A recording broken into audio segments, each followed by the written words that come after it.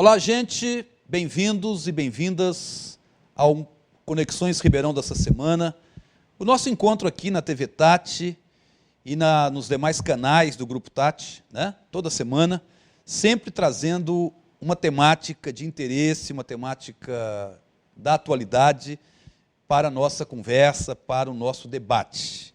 E quem vai contribuir para o nosso debate hoje, lembrando que é um debate político, né?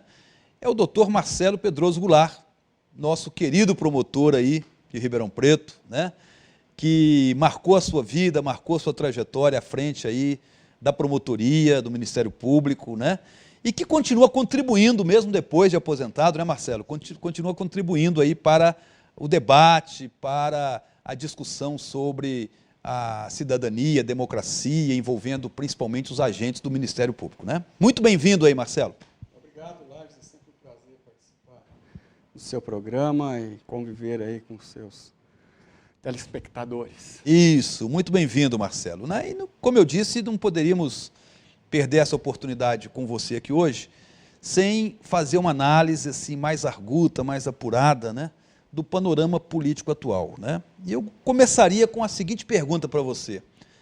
Marcelo, como foi possível nós chegarmos nessa fase que a gente está passando hoje, meu querido, né? E eu queria que você fizesse uma análise, não só assim, né, do que do outro lado, né, foi feito para chegarmos a essa fase, mas o que nós, assim, de um segmento mais progressista da sociedade, que tem uma visão mais de transformação social, o que nós deixamos de fazer também para que fosse possível chegar a essa fase? É inacreditável essa situação. É, mas inacreditável, impensável. Impensável. 2, 3 anos atrás, nós não imaginávamos Sim. que seria possível chegar a esse estágio, a esse retrocesso, né? Retrocesso na democracia, né? Uma regressão democrática, esse momento é marcado pela regressão democrática, a partir do golpe de 2016, e um processo de reversão neocolonial, né? Do ponto de vista econômico, né? Nós estamos hoje vivendo uma situação pré-revolução de 1930, né? Os retrocessos no campo do direito, da cidadania, da economia, né? E isso não é agora, fruto do agora, isso... Né? Tem um processo anterior que gestou isso. Né? E a gente poderia, então, recuperar um pouco, né? Você que é o historiador, recuperar um pouco da história recente do Brasil para verificar onde erramos, né? Para permitir isso. Né? E eu gostaria de voltar, eu sempre toco nesse assunto, porque eu acho ele muito importante, né? Ao momento da crise da ditadura militar e da redemocratização, da democratização do país, né? E do processo constituinte. Nós vivemos lá, bem rapidamente, né, uma grande mobilização, organização das forças populares, né, que levou ao fim da ditadura militar, as bandeiras da anistia, as bandeiras da Constituinte, a própria Constituinte, uma grande participação das forças progressistas. E foi justamente no momento da Constituinte que o Brasil, né, naquele debate do processo constituinte, com as forças progressistas e as forças conservadoras, disputando pela primeira vez na história em pé de igualdade, nós conseguimos elaborar um projeto de nação para o Brasil, que está na Constituição de 1988.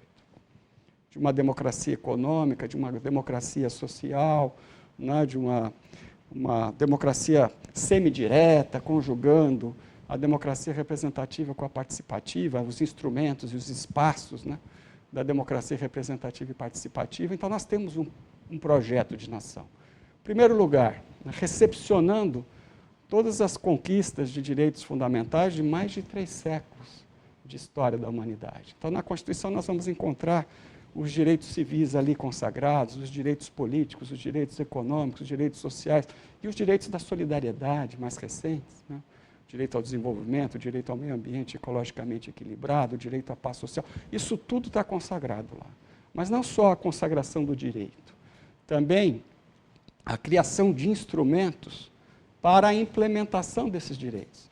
Então, a previsão na Constituição de políticas públicas, das diretrizes gerais, das políticas públicas básicas, para que esses direitos, né, se concretizem, para que a democracia substantiva também se concretize. Então, nós temos um projeto de nação, nós temos um programa de trabalho, né, que foi fruto daquele momento político, em que as forças progressistas cresceram na luta contra a ditadura e ocuparam um espaço importante no cenário nacional e ocuparam a Constituinte, né, o Congresso Constituinte, literalmente apresentando emendas populares, fazendo o lobby correto, né, junto aos parlamentares, embora os parlamentares, em média, poderiam ser considerados conservadores, acabaram aprovando uma Constituinte progressista. De um Estado ali projetado, um Estado social, um Estado do bem-estar social, um Estado que planeja, um Estado que intervém nas relações econômicas e sociais para garantir mais igualdade. Bom, 1988, aprovada a Constituição em 5 de outubro. 2 anos depois, na primeira eleição direta à presidência da República, depois da ditadura, ganha o Fernando Collor de Mello com uma proposta completamente contrária ao projeto da sociedade estabelecido na Constituição. Então, é quando a onda neoliberal chega ao país, um projeto totalmente diferente daquele que a sociedade construiu, né, historicamente e colocou na Constituição, e aí começa a dificuldade de se trabalhar a construção desse projeto, né? Então, é a onda neoliberal, as políticas econômicas neoliberais, isso tudo conspirando contra a implementação da Constituição. Eu que fui promotor nesse período todo, né, eu vivi esse drama, né, em trabalhar em condições adversas, né, no sentido, era uma luta muito grande para tentar fazer valer os direitos, para lutar pela implementação dessas políticas públicas, mas ainda, naquele momento, se respeitando, né, as regras do jogo democrático. E foi assim com o Fernando Henrique Cardoso, também com uma proposta liberal, neoliberal, as dificuldades, né? E depois vem o governo Lula, que respeitou os fundamentos da política neoliberal, não enfrentou isso, mas fez aquilo que alguns chamam de uma política neodesenvolvimentista, no sentido de garantir, né, alguns direitos para as classes populares, né? Mas beneficiando muito também o capital, né? E o Lula, ele surfou naquela onda das commodities com preço elevado, então ele teve a facilidade para fazer uma política de distribuição, não de redistribuição, porque a política redistributiva, que é aquela prevista na Constituição, você tem que tirar de alguém que tem muito, né, e dividir isso com as que não tem quase nada. Não tem quase nada. É. E aquilo era a proposta do Estado Social, do Estado do Bem-Estar Social e assim por diante. O Lula surfou nessa onda e implementou algumas políticas sociais importantes, né? Políticas compensatórias, como a renda mínima. Ele fez reformas na educação importantíssimas, né? Ele garantiu o acesso, o maior acesso à universidade, né? Criando novos campos das federais, o Instituto Federal, as escolas técnicas federais em todo o Brasil, e justamente naqueles locais onde não havia os campi universitários, né? E foi uma política importante, não há a negar isso, mas não enfrentou, como deveria ter enfrentado, né, as bases de uma política econômica neoliberal.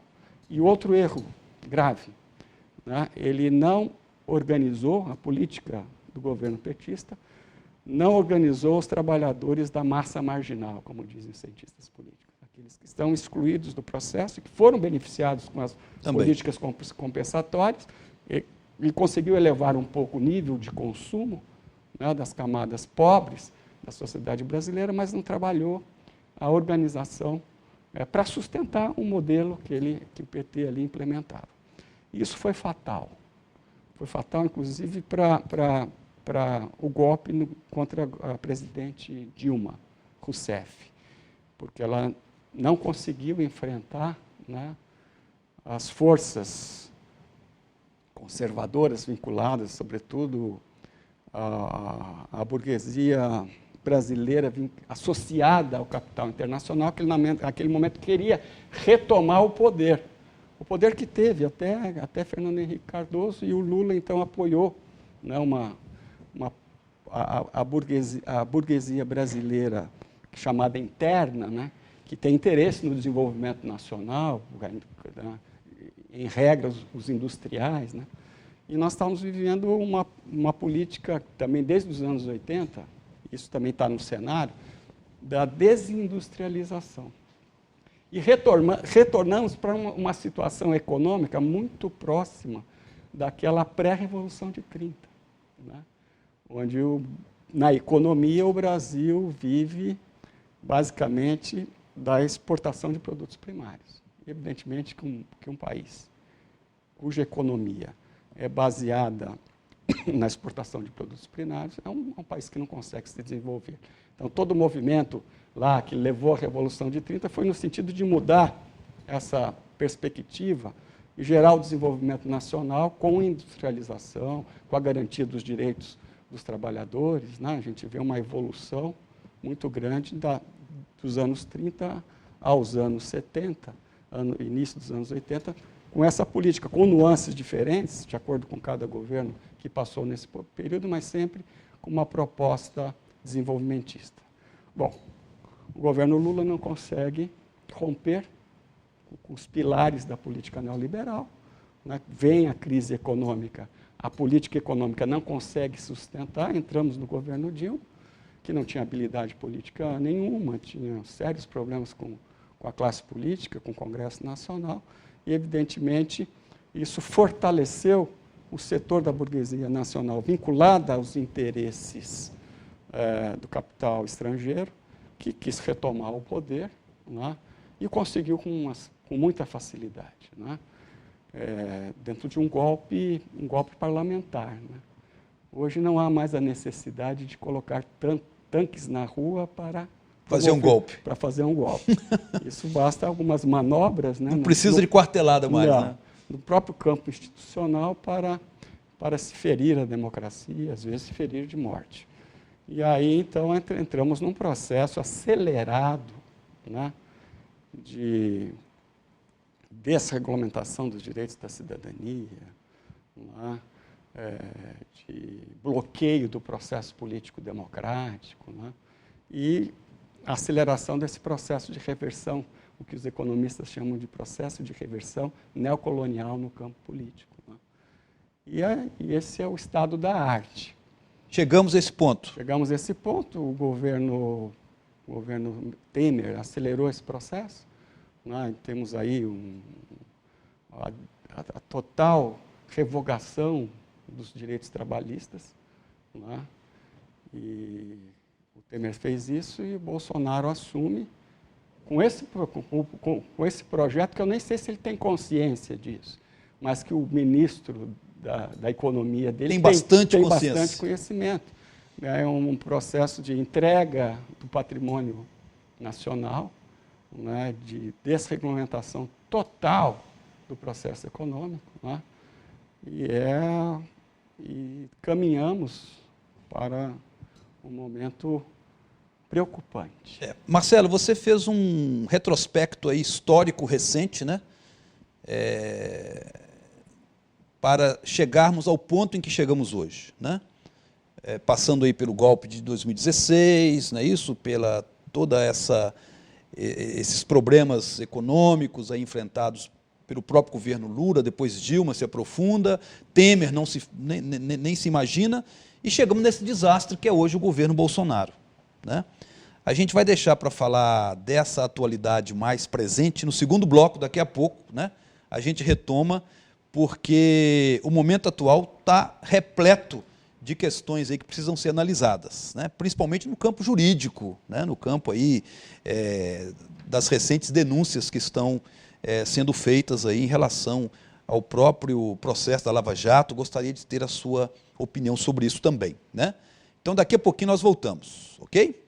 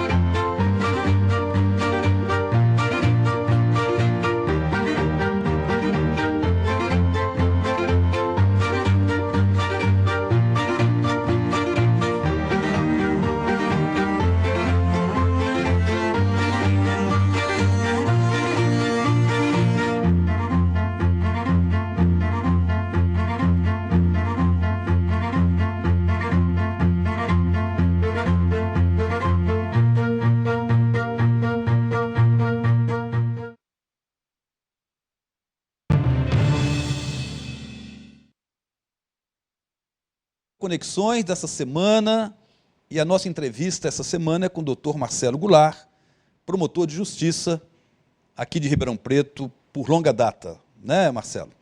Marcelo, não é surpresa, não foi surpresa para ninguém, a gente já sabia, né, desses fatos, mas agora algumas revelações aí do site Intercept, né?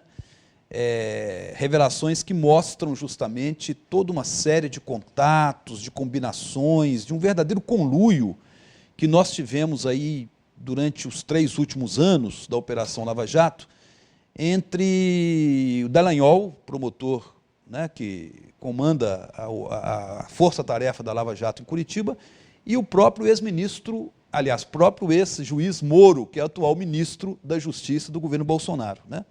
Você, como promotor, você que vivenciou isso no seu dia a dia, né, como alguém que estava acompanhando diversos processos, denúncias, ações, enfim, é possível um negócio desse, Marcelo? Na sua opinião, né, o promotor combinar tudo de uma ação com o juiz, antes do juiz receber o processo, antes dele aprofundar naquilo e proferir a sua sentença? Como é que você analisa isso? Eu vou analisar do ponto de vista processual, porque eu não conheço as provas dos autos e não saberia, não seria responsável em falar sobre o mérito da questão das ações, dos processos, né? A questão de direito material dos processos, né? É óbvio, eu quero deixar claro aqui, que a corrupção tem que ser combatida, né? Ninguém aqui vai fazer a defesa, né, de que não temos de fechar os olhos para isso, e o governo do PT, não só o governo do PT, todos os governos, né, vivem. Os anteriores, até o do Temer, que foi depois do PT. Também, né? Então não é uma exclusividade do governo do PT, mas a corrupção cresceu demais no país, né, em níveis jamais vistos, né, sobretudo em relação à Petrobras, que é a principal questão, né? E haveria necessidade de se combater no campo administrativo, no campo penal, né? Só que sem abusos, né? A gente verifica que há uma diferença muito grande no funcionamento, né, dos diversos núcleos da Lava Jato. Então, nós temos o núcleo de Curitiba, nós temos do Brasília, nós temos do Rio de Janeiro, temos de São Paulo, né? E se eu perguntar aqui para qualquer um qual que é o procurador que atua em Brasília na Lava Jato, se não é do meio jurídico e atento ao que está acontecendo lá, não saberia dizer. Ninguém sabe dizer.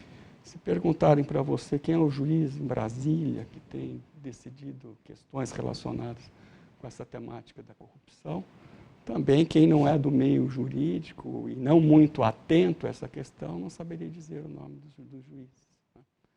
Todavia, o que a gente vê em Curitiba foi uma atuação midiática. Aí todo mundo sabe o nome de quem é o procurador. Sabe o nome, mas assim, como parte de uma estratégia, de uma tática, né, que não era só de apurar a corrupção e punir aquelas pessoas em relação às quais ficou demonstrada a prática do crime, mas me parece que tem um objetivo claro, né? A seletividade, né? O abuso de autoridade, em alguns atos desnecessários, a relação, de certa forma, promíscua, que agora está sendo revelada. Sim, né? vindo à tona. Todo mundo já sabia mais ou menos. Mais do que suspeitava, que era muito evidente, né? Mas agora está se comprovando através dessas últimas notícias, dessas últimas revelações, mas, enfim, uma série de erros que mostra que o objetivo não era o objetivo apenas de apurar e punir corruptos, né? Apurar a corrupção e punir corruptos, mas era sim um objetivo político, claro, político, no sentido de tentar desmoralizar um dos campos, né, da disputa política colocada. Disputa política brasileira, né? Então, a seletividade, a pressa. Tem essa questão pressa, também. Por exemplo, na condenação do Lula, para impedi-lo a ser presidente da República. Isso ficou claro, né, Marcelo? Todo mundo percebeu isso na época, e agora você percebe pelas gravações. Né? Então, é um procedimento que me parece um procedimento incorreto, né? Por exemplo, as primeiras revelações já demonstram, né, a parcialidade do juiz. Foi parcial. Por quê? Porque ele se envolveu com uma das partes, ele orientou uma das partes. De certa forma, ele tinha o comando da investigação. Isso me parece claro, né, desses e-mails que foram trocados entre esses atores, né? Então, o juiz deixou de ser um juiz imparcial, como deveria ser, como a Constituição recomenda, como nas democracias, né, a adoção de um processo acusatório, em que o juiz deve ficar equidistante das partes para garantir a sua imparcialidade. Né? Um juiz que age por inércia, por provocação das partes, e ao qual é vedado qualquer tipo de orientação, seja para quem propõe a ação, seja para quem responde à ação. Então, isso já está muito evidente. E a parcialidade do juiz leva à sua suspeição. É suspeito, está na lei, claramente, é suspeito o juiz que orienta a parte, né, que dá palpite para favorecer determinada parte. Ele é imparcial. Né? Ele é parcial. A parcialidade leva à suspeição, e a suspeição leva à nulidade das decisões desse juiz parcial. Isso, então, pode ocorrer ainda.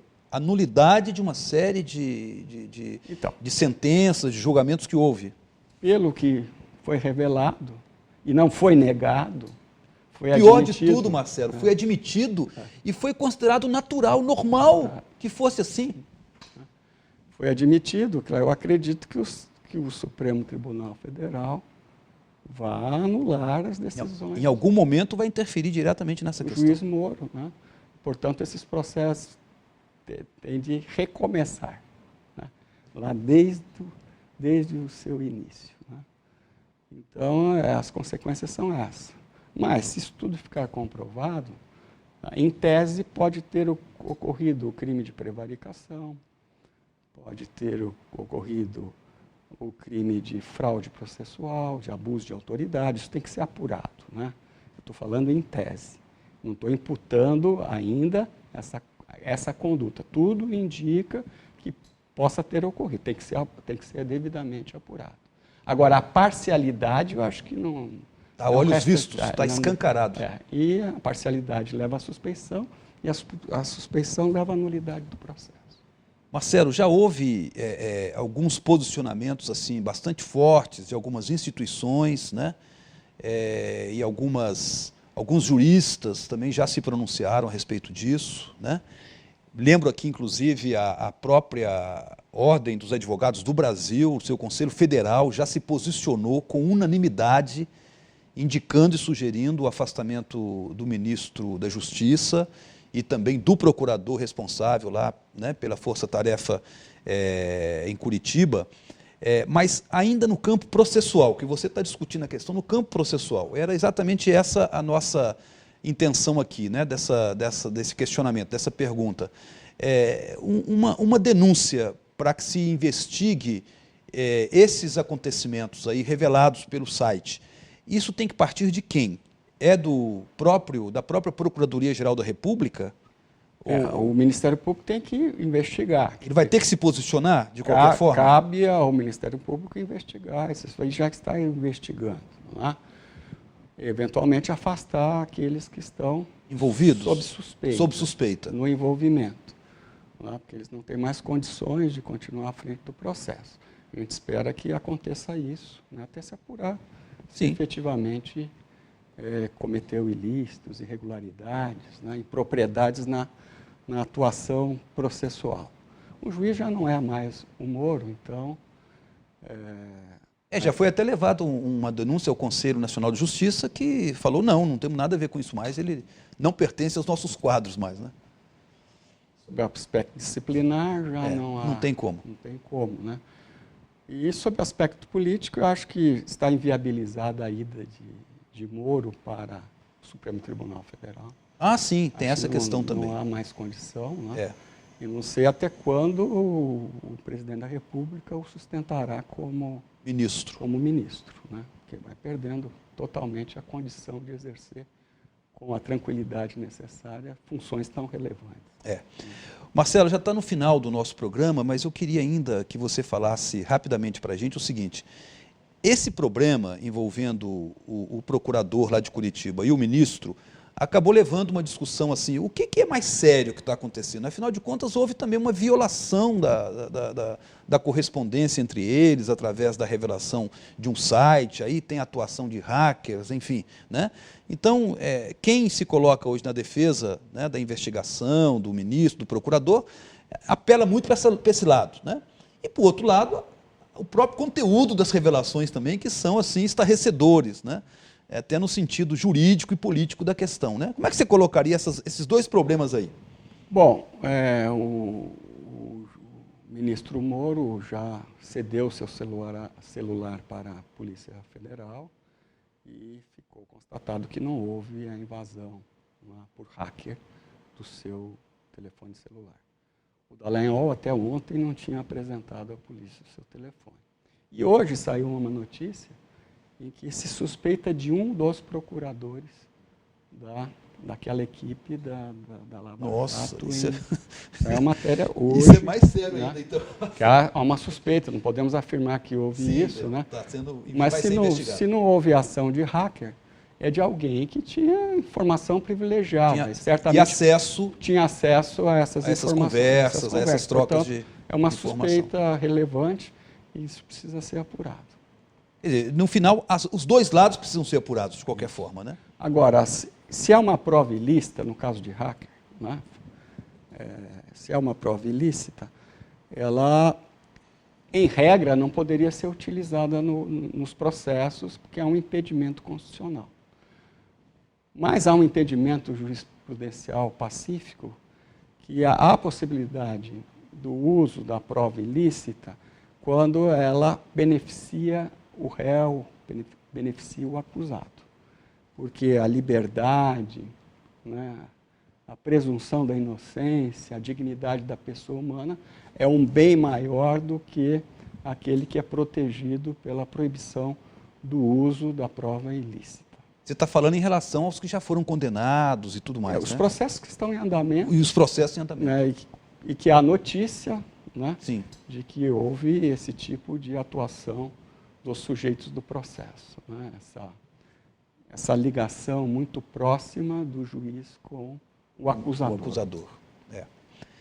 Parece, Marcelo, que tem muita coisa pela frente, né? Mas eu queria uma última mensagem sua aí para terminar o programa, né? Há uma luz no fundo do túnel, hein, Marcelo? Sempre há, né? Eu condeno o ceticismo, né? O ceticismo leva à paralisia, e a paralisia é antirrevolucionária, né? O mundo vive em movimento e nós temos que fazer permanentemente as revoluções para avançarmos no sentido do progresso e da democracia, aprofundamento da democracia. Portanto, é uma fase pela qual nós estamos passando. Eu acho que é uma fase menos difícil daquela do golpe de abril de 64, e eu acredito que no campo partidário, se houver bom senso, né, e houver aí a formação de uma frente de centro-esquerda, há a possibilidade de vitórias eleitorais no curto prazo. E acredito, se houver uma união das forças sociais, né, das forças organizadas da sociedade civil, no sentido de resistir a esse processo de destruição da democracia, promovido pelo atual governo, que isso é muito claro, né, o bloqueio da participação política, o bloqueio do processo político, democrático, e o objetivo de destruir as conquistas democráticas da Constituição de 88. Isso é muito claro, a gente vê isso ocorrendo com a legislação ambiental, legislação trabalhista, previdenciária, em todos os campos onde houve um grande progresso nesses últimos tempos, né? Portanto, eu acho que se houver, e acredito, né, que a sociedade brasileira tomará consciência disso, isso foi um surto reacionário que deve passar com urgência, e existem as condições para isso, condições políticas e condições da sociedade para sairmos desse momento. Muito bom, Marcelo. Foi uma conversa excelente, né? Uma análise bastante profunda, né, do panorama político atual, né? Eu acho que o Conexões, essa semana, contribuiu muito nessa discussão, nesse debate com toda a sociedade, com a nossa querida Ribeirão Preto, com quem nos acompanha aí pela TV Tati, né? Eu só quero muito agradecer a sua presença, muito bem-vindo, e agradecer a sua vinda, né? A gente sabe que a sua agenda também não é fácil, muita viagem, muito trabalho ainda, né?